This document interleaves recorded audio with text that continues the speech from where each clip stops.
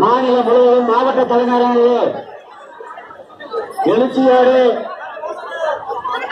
அத்தனை பேருடைய பேர் ஆதரவோடு நம்முடைய கிருஷ்ணகிரி மாவட்டத்தில் இன்று வயது ஆர்ப்பாட்டமானது நடைபெற இருக்கின்றது.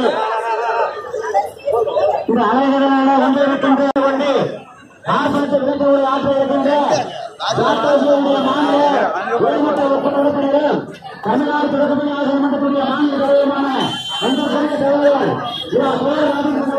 இந்த அலையின் சார்பாக விளக்க உரையாற்றுமாறு அன்போடு கேட்டுக் கொள்கின்றேன்.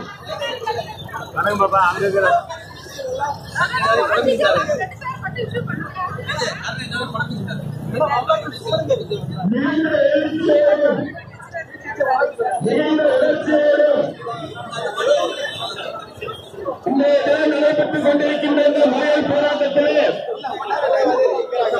கலந்து கொண்டு இந்த கூட்டத்திற்கு தலைமையேற்றிருக்கின்ற தலைவர் பெருமக்களே, ஒருங்கிணைப்பாளர்களே, பல்வேறு சங்கங்களிலிருந்து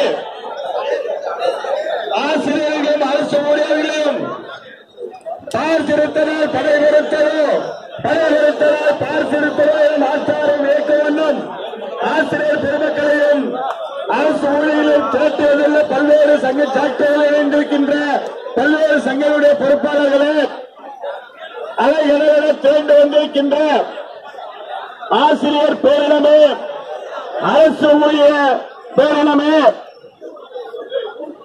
சிறை கஞ்சா சிறை செல்வதற்கு அஞ்சாமல் சிறை கண்டா சேலை கட்டிய சிங்கங்களாக சிறுத்தைகளாக வருகை புரிந்திருக்கின்ற அன்புக்குரிய சகோதரிகளே, உங்கள் அத்தனை பேருக்கும் ஜாக்டோஜியோவுடைய போராட்ட வீர வழக்கத்தை தெரிவித்துக் கொள்கின்றேன். நீதிமன்றத்தை ஆஜர்படுத்தி எங்களை நீங்கள் சிறை கொட்டடியிலே அடைத்தாலும் அதையும் நாங்கள் சந்திக்க தயார் என்று வீரமாக ஒரு சிறு சலசலப்பு கூட இன்றைய தினம் நேற்றைய தினம் வருகை புரிந்திருந்த அன்பு சகோதர சகோதரிகளே, எங்கள் வேண்டுகோளுக்கு ஏற்ப இன்றைக்கு அலைகளவில் ஆர்ப்பரித்து நீங்கள் வந்திருக்கின்றீர்கள். இந்த போராட்டத்தை எந்த சக்தியாலும் தடுக்க முடியாது. இந்த போராட்டத்தை எவராலும் தடுக்க நினைத்திட முடியாது.